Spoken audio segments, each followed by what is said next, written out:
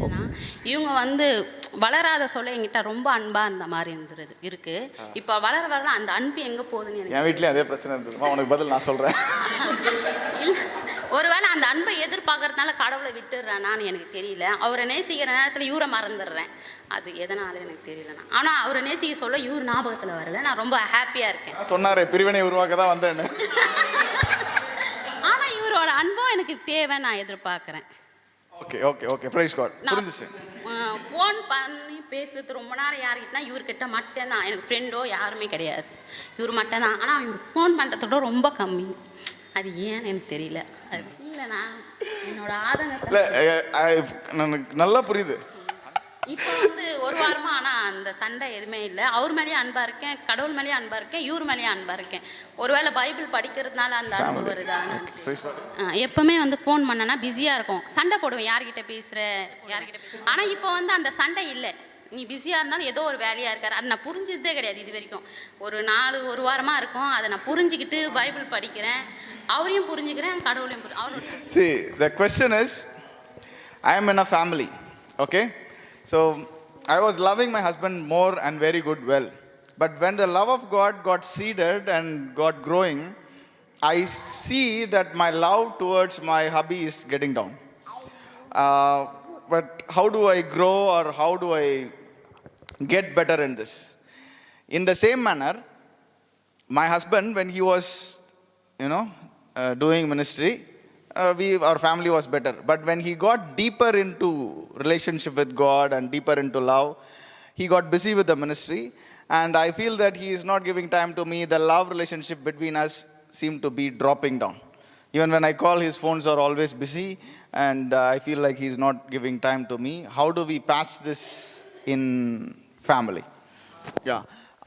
The question is, I was loving my husband before, but now when I got tuned into when he got busy, I was loving my husband good, but when I got more involved in the spiritual aspects, when I got more involved in loving God, my love for husband reduced. So, நான் என் கணவரை நேசிக்கிறேன், ஆனால் இந்த ஆவிக்குரிய ஜீவியத்தில் நான் வளரும்போது நான் அவருடைய அன்பு குறைவதாக நான் எண்ணுகிறேன்.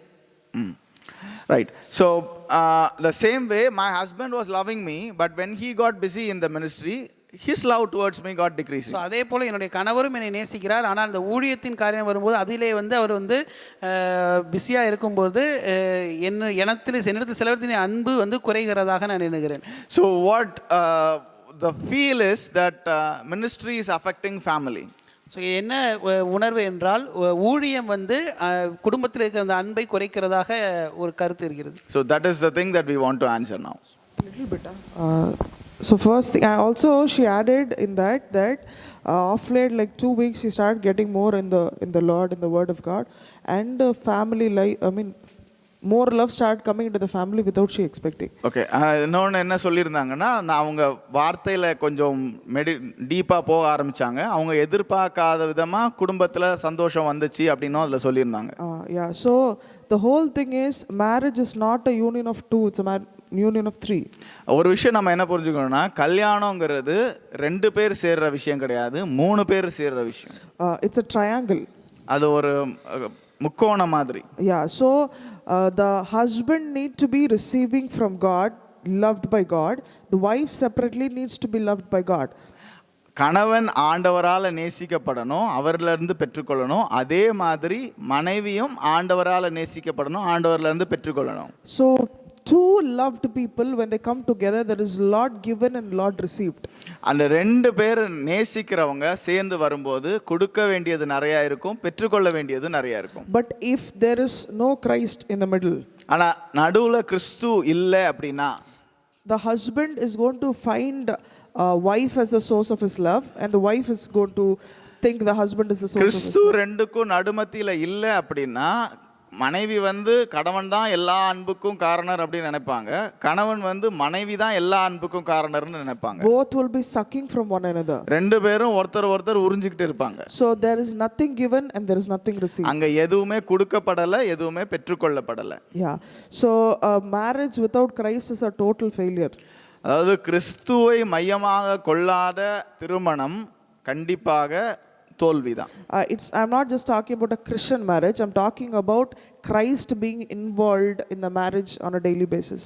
நான் வந்து கிறிஸ்தவ கல்யாணங்களை பத்தி பேசல, கிறிஸ்து ஒவ்வொரு குடும்பத்தின் மத்தியஸ்தரா இல்லாம இருக்கிறத பத்தி பேசுறேன், அவர் இருக்கிறத பத்தி பேசுறேன். I have noticed in many families that when they start they feel like they're so in love, they can't be without one another, all those things. நான் நிறைய இடத்துல பார்த்திருக்கேன், அவங்க அவ்வளோ அன்பா இருப்பாங்க, ஒருத்தரை பிரிஞ்சு ஒருத்தர் இருக்க மாட்டாங்க, அவ்வளோ நேசமா இருப்பாங்க.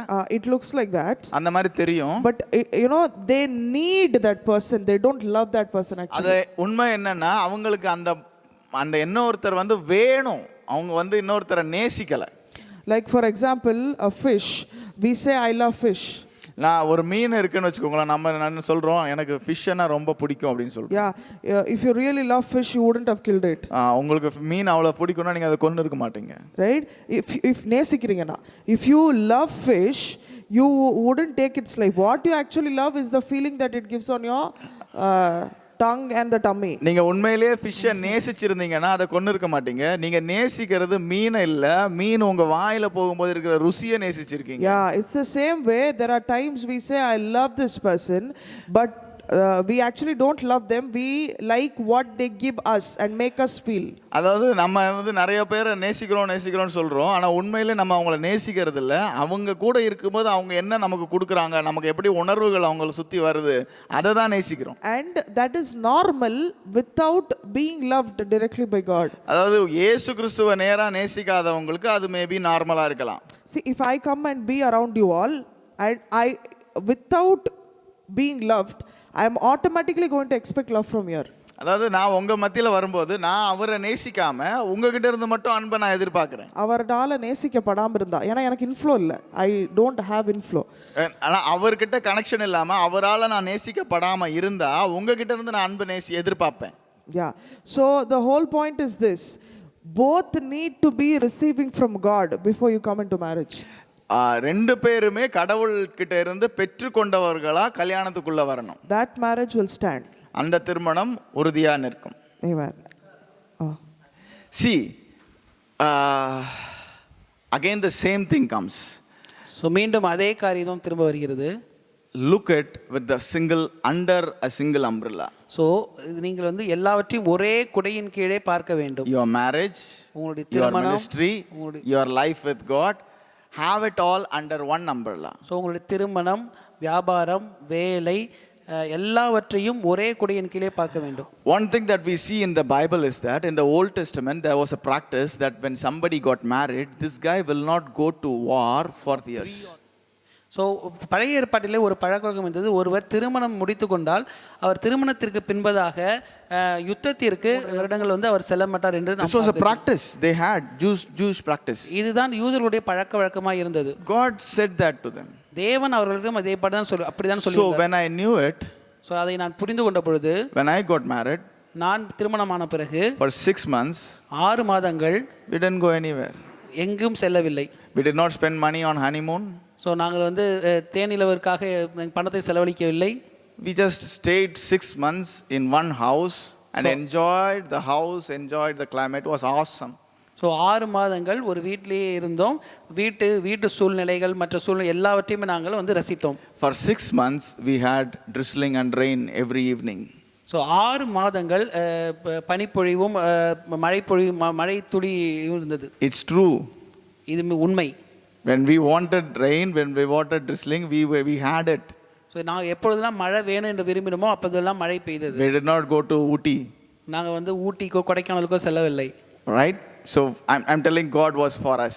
ஸோ நான் விசுவாசித்தேன் தேவன் எங்களுக்காக இருக்கிறார். So we had a very nice time. So நாங்கள் இருவரும் நல்ல நேரத்தை But the core of that 6 months was, so அந்த 6 மாதத்தினுடைய அந்த மூலம் என்னவென்றால், so that we both should come to one understanding, one faith.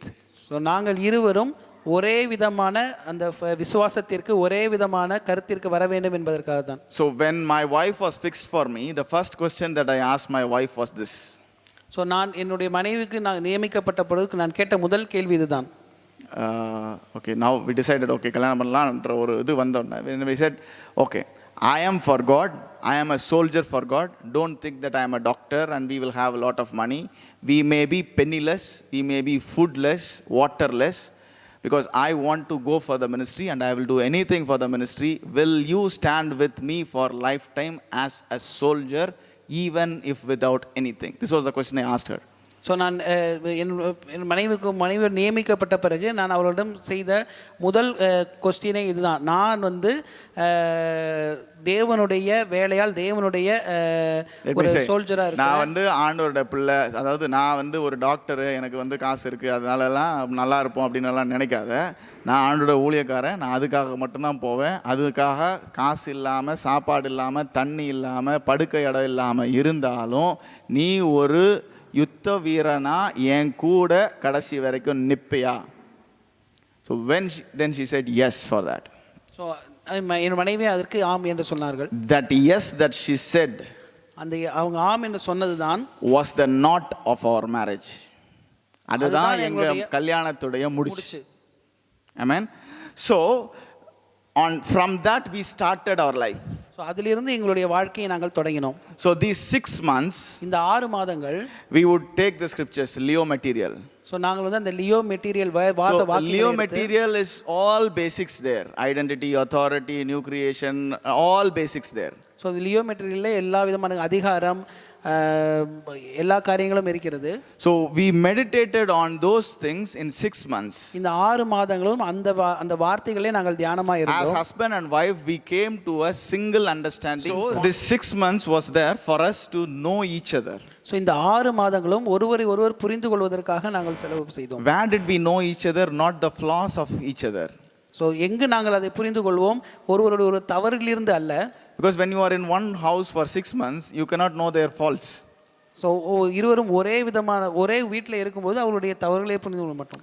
ஒரே வீட்டில் 6 மாதம் இருந்தால் புதுசாக ஏதாவது வேலை செஞ்சால் தான் அவங்கவுங்க செய்கிற தப்பு தெரியும். So you cannot find their faults. So அவருடைய தவறுகளை வந்து அங்கே கண்டுபிடிக்க முடியாது. We just loved each other for 6 months. So நாங்கள் இருவரும் ஒருவர் நேசித்தோம்.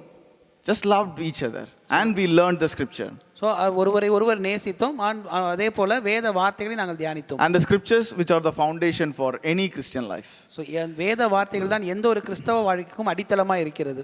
And then we came out, started our life and everything that just passed on. அதற்கு பிறகு நாங்கள் வெளியே வந்து எங்களுடைய வாழ்க்கையை நாங்கள் தொடர்ச்சியாக வாழ்ந்தோம். Wow, we really have a very awesome life. So எங்களுடைய வாழ்க்கை மிகவும் அற்புதமாக இருந்தது. It's been 5 years. 5 வருடங்களானது. We are having 3 kids. நாங்கள் 3 குழந்தைகள் வைத்திருக்கிறோம். Everybody that sees us, எங்களை பார்க்கிற ஒவ்வொருவரும் asks whether you had a love marriage, right? எங்களை கேட்கிற ஒரே கேள்வி, நீங்கள் வந்து காதல் திருமணம் செய்தீர்களா என்று தான் கேட்கிறார். Because that is how we are. ஏனென்றால் அப்படித்தான் கிறிஸ்தவ வாழ்க்கை என்பது இருக்க வேண்டும். Because after 6 months we found the limitations of each other. ஏனால் 6 மாதங்களுக்குள்ளே நாங்கள் வந்து ஒருவருக்குள்ள இருக்கிற 6 மாதங்களுக்கு பிறகு எங்கள் ஒவ்வொருவருக்கும் இருக்கிற அந்த சில குறைகளை வந்து நாங்கள் அறிந்து கொண்டோம். But the love of God was prevailing. ஆனால் தேவனுடைய அன்பு எங்களை மேற்கொண்டது. The love between each other was strong. எங்களுடைய இருவருக்கும் உள்ளான அன்பு வந்து மிகவும் வந்து உறுதியா இருந்தது. We were able to bear each other, love each other and keep that. So ஒருத்தருக்கு ஒருத்தர் விட்டு கொடுக்கக்கூடிய தன்மையும் ஒருவர் நேசிக்கக்கூடிய தன்மையும் எங்களுக்குள்ளே வளர்ந்திருந்தது. So the word of God became the anchor of our family. So தேவனுடைய வார்த்தை தான் எங்களுடைய வாழ்க்கையின் நங்கூரமாய் மாறியது. The 6 months was the time that we took to pitch that anchor. So அந்த 6 மாதங்கள் தான் எங்களுக்கு அந்த தேவனுடைய வார்த்தையிலே எங்களை நங்கூரப்படுத்துவதற்கு உதவியாக இருந்தது. Because that was the diligence that we took before we started a family. So அதுதான் நாங்கள் எடுத்த அந்த ஒரு தீர்மானம், அந்த பொறுப்பு. நாங்கள் அந்த 6 மாதங்கள் தேவனுடைய வார்த்தையிலே செலவழிக்க வேண்டும், தியானிக்க வேண்டும். நாங்கள் எடுத்த அந்த பொறுப்பு எங்களுக்கு உதவி செய்தது. The same way we have taken a diligence to raise our kids. அதே போன்றதான உக்கிரானத்துவத்தை தான், அந்த பொறுப்பை தான் நாங்கள் எங்களுடைய குழந்தைகளை வளர்ப்பதிலும் நாங்கள் எடுத்துக்கொண்டோம். We both are doctors. நாங்கள் இருவருமே வேலை செய்கிறவர்கள். Doctors. நாங்கள் இருவருமே வந்து மருத்துவர்களாக இருக்கிறோம். We could PGs, post graduation. இருவருமே வந்து பட்ட மேற்படிப்பு படித்தவர்கள். If we could have stayed in Chennai in a good city, be busy in a good Porsche hospital and earned a lot. ஒரு நல்ல ஒரு பெரிய ஒரு சிட்டியிலே நாங்கள் இருவருமா இருந்து நன்றாக பணம் சம்பாதித்து இருக்கலாம். But when my first son was turning 8 or 9 months old, ஆனால் என்னுடைய முதல் பையன் 9 மாதங்கள் ஆன பிறகு we came away from Chennai and we are now living in a normal village kind of place. So நாங்கள் ஒரு பெரிய சிட்டி சென்னை போன்றதான ஒரு சிட்டியில் இருந்து ஒரு நடுத்தரமான இருக்கிற ஒரு பட்டணத்திற்கு நாங்கள் வந்தோம். We had the second son born. எங்களுடைய இரண்டாவது குழந்தை பிறந்தது. We had the third son born. எங்களுடைய மூன்றாவது குழந்தையும் பிறந்தது. We are not focusing in how much we earn and how we practice, what our career is. Our thing is that for the first 5 years of every child, we should invest our best on them, because the time the parent gives on the child in these early years is more important than anything else that you can earn or buy for him. நாங்கள் வந்து எவ்வளவு பணம் சம்பாதிக்கிறோம், எங்களுடைய படிப்பு, எங்களுடைய வேலை எப்படி இருக்கிறது என்பதை நாங்கள் எல்லாம் பொருட்படுத்தாதபடிக்கு எங்கள் குழந்தைகளுடைய முதல் 5 வருடம் நாங்கள் அவர்களுக்கு மேல் கண்ணும் கருத்துமாய் இருந்து அவர்கள் எப்படி அதில் அவர்களுக்கு அந்த அடித்தளத்தை வைக்கிறோம் என்பதிலேயே எங்களுடைய நோக்கம் இருந்தது. ஏனென்றால் அந்த 5 வருடங்களிலே என்ன அடித்தளம் நாங்கள் வைக்கிறோமோ அதுதான் அவருடைய வாழ்விலே மிகவும் முக்கியமான காரியமாக இருக்கிறது என்பதை நாங்கள் அறிந்து கொண்டோம். Okay, everywhere foundation is very important. ஒவ்வொரு காரியத்திலும் அந்த அடித்தளம் என்பது மிகவும் மிகவும் முக்கியமான காரியம். First stones are very important. முதல் கல் என்பதுதான் மிகவும் மிகவும் முக்கியமான காரியம். As ministers, as learning words, learning scriptures, that is why I have more diligence in laying the right foundations. So ஊழியக்காரராக இருந்தாலும் வேதனுடைய வார்த்தைகளை நாம் கற்றுக்கொள்வதுதான் மிகவும் முக்கியமான காரியம். அதனால தான் அந்த அடித்தளத்தை நாங்கள் மிகவும் அதிகமாக ஆணித்தரமாக சொல்லுகிறோம். Paul writes, பவுல் எழுதுகிறார், fire will come and prove அக்கினியானது வந்து சோதிக்கும் என்று எழுதுகிறார். what I did. ஸோ நான் என்ன செய்தேன் என்பதை அக்கினியானது வந்து சோதிக்கும். Did I build with shafts and straw or did I really use valuable stones? So நான் உயர்ந்த கற்களினாலே கட்டுகிறேனா அல்லது வைக்கோல் போன்ற காரியங்களை கட்டுகிறேனா என்பதை அக்கினியானது வந்து பரிசோதிக்கும் என்று பவுல் எழுதுகிறார். Make sure you build yourself and the people around you, maybe your spouse, your children, your brothers, sisters. Make sure if you are contributing to them in any way, build it with the best valuable things possible. So ஆகையால் நீங்கள் ஒவ்வொருவருமே இதை உறுதி செய்து கொள். நீங்கள் கட்டுகிறது உங்களுக்காக இருக்கலாம் அல்லது உங்களை சுற்றி இருக்கிற ஒவ்வொருவருக்கும் நீங்கள் கட்டுகிற காரியம் எப்படிப்பட்டதாய் கட்டுகிறீர்கள் என்பதை நீங்கள் உறுதி செய்து கொள்ளுங்கள். Okay, if you are not building with the best of the material, better you don't build at all. So நீங்கள் ஒரு நல்ல உயர்ந்த கற்களை போன்றதான கட்டடம் கட்டவில்லை என்றால் நீங்கள் கட்டாமல் இருப்பது நல்லது. You understand? So that is very important in family. You teach, you have a common good understanding, and then you start from that. That is the runway, and then the flight will be awesome. So அதுதான் குடும்ப வாழ்க்கையில மிகவும் முக்கியமானது. அந்த foundation அடித்தளம் என்பது மிகவும் முக்கியம். அதற்கு பின்பதாக எப்படி வந்து ஒரு விமானமானது டேக் ஆஃப் ஆகிறதோ அதற்கு அப்புறமாக எல்லாவற்றையும் அது எடுத்துக்கொண்டு மேலே செல்லும். So now if I want to go out and minister for 4 or 5 days, even if my parents, if her parents are against it, kya hai ye idhar udhar chalta hai, these things when they blabber, but she is convinced that this is the right thing to do. So இப்பொழுது நான் வந்து ஊழியத்தின் நிமித்தமாக 4 நாட்களோ 5 நாட்களோ வெளியே செல்ல இருந்தாலும் கூட அவர்களுடைய பெற்றோரோ அல்லது எங்களுடைய பெற்றோரோ என்ன ஏதாவது கேட்டாலும் கூட என்னுடைய மனைவிக்கு நன்றாக தெரியும் அவர்கள் வந்து முழுவதுமாக என்னை புரிந்து கொண்டிருக்கிறார்கள். அவர்கள் வந்து பதில் சொல்ல முடியும் அவர் ஊழியத்திற்கு சென்றிருக்கிறார் என்று. Because we are in one mind. ஏனென்றால் நாங்கள் இருவரும் ஒரே மனமாய் இருக்கிறோம். More than that, we have one thought. அதை காட்டிலும் இருவரும் ஒரே எண்ணங்களோடு கூட இருக்கிறோம். This is very important that you build your relationship, that you have one thought and one mind in words and in desires. So இதை தான் நாம் புரிந்து கொள்ள வேண்டும். நாம் செய்கிற ஒவ்வொரு காரியத்திலும் ஒரே எண்ணத்தோடும் ஒரே மனதோடும் கூட நாம் செயல்பட வேண்டும். If you build each other with the same kind of scriptures, you will surely have one thought and one mind. So இப்படி நீங்கள் இருவரும் ஒரே வேத வசனங்களின் அடிப்படையில் நம்முடைய வாழ்க்கையை கட்டும்போது இந்த ஒரே மனமும் ஒரே எண்ணமும் கண்டிப்பாக வரும். Right? So make sure your foundation is fine, then the plane will go. As she learns, as you learn, you will share scriptures, you will know the truth. You are a good company, because see, when the armor of God is written, there is nothing for the back. நாம் இப்படி தான் வந்து அந்த வேத வசனத்திலே அடித்தளத்தில் நாம் இருக்கும்போது ஒருவர் நம்ம சொல்லிக் கொடுத்து நாம் முன்னேற முடியும். நாம் இப்பொழுது வந்து தேவனுடைய அந்த சர்வாயுத வர்க்கத்தை பார்க்கும்போது அதில் பின்பக்கம் மாத்திரம் ஒன்றுமே இல்லாமல் இருக்கிறது. You understand?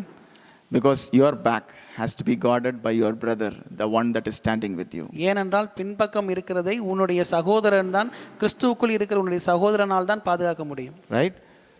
So that is why when two stand, you can take 10,000, he says. அதனால தான் வேதவத்திலே வாசிக்கிறோம், ஒருவன் 1000 பேரையும் இருவர் 10,000 பேரையும் எதிர்க்க முடியும். Because when two stand, there is no blind spots.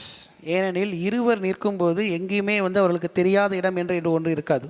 Right? So the sword is swinging on all the sides, and whoever is coming, you are just putting and blasting them down and down and down, and you are just winning every battle. So அதனால தான் இருவர் சேர்ந்து செய்யும்போது அவர்கள் சுழட்டுகிற கத்தி எல்லா இடங்களிலும் சென்று எல்லா விதமான சத்துருவையும் சிதறடிக்க முடியும். அவர்கள் வெற்றியை பெற்றுக்கொள்வார்கள். Amen? Amen. Is that clear?